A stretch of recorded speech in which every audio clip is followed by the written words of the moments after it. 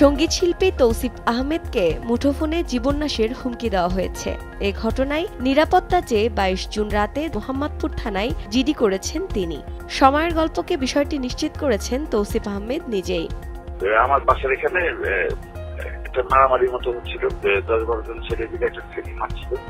তো আমি গিয়ে ছেলেটাকে উদ্ধার করি।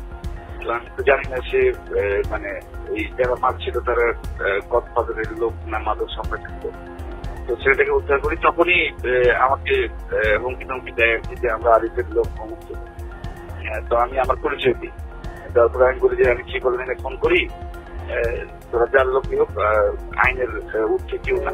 এটা তখনই মীমাংসা হয়ে যেতে পারতো, কিন্তু রাত 12টার আগে একটা নাম্বার থেকে ফোন আসে। ফোন এসে সরাসরি নিজেকে আরিফ বলে পরিচয় দেয়, দিয়ে বলে যে তোকে মেরে ফেলবো, তোর ডগ আমি নিজের হাতে কাটবো, এর জন্য 10 টাকা খরচ হয়। তো আর প্রশাসন তো সব আমার পকেটে, তোর প্রশাসন দিয়েই গুলি করে মারবো।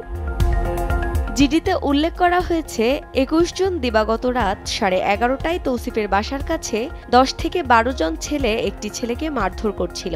তা দেখে এর প্রতিবাদ করেন এই শিল্পী। ছেলেটিকে উদ্ধার করে তার চিকিৎসাও করান, আর এজন্য তৌসিফকে হত্যার হুমকি দিচ্ছেন বলে অভিযোগ করেছেন এই সঙ্গীত শিল্পী।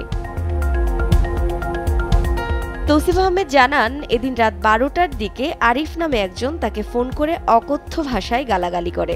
শুধু তাই নয়, হাত পায়ের রক কেটে হত্যারও হুমকি দেওয়া হয়। বলা হয় মেরে ফেলতে তার যত টাকা খরচ হোক সেটিই খরচ করবেন। শুধু তাই নয়, প্রশাসনও নাকি তার পকেটে, তিনি যা চাইবেন তাই হবে বলেও উল্লেখ করেন। আচ্ছা ঠিক আছে, আচ্ছা ঠিক আছে, প্ল্যান করছিস না তোর যে কোনো মাধ্যমে যেই কয় লাখ টাকা খরচ হোক তারপর তো তোর শিক্ষাটা দিব। তুই কার ব্যাপারে কথা কইছিস? আচ্ছা ঠিক আছে, বড় আমার ব্যাপারে কথা কইতে 5 বার চিন্তা করে আচ্ছা পকেট মারি আমার লগে আলাপ করস না? ঠিক আছে, পকেট মারার আচ্ছা ঠিক আছে।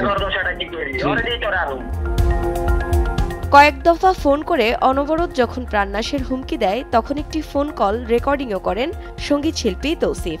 প্রথমে বুঝে উঠতে না পারায় কলটা রেকর্ডিং করতে পারেনি বলে জানান এই সঙ্গীত শিল্পী। প্রান্তি সারোয়ার, সময় সংবাদ, ঢাকা।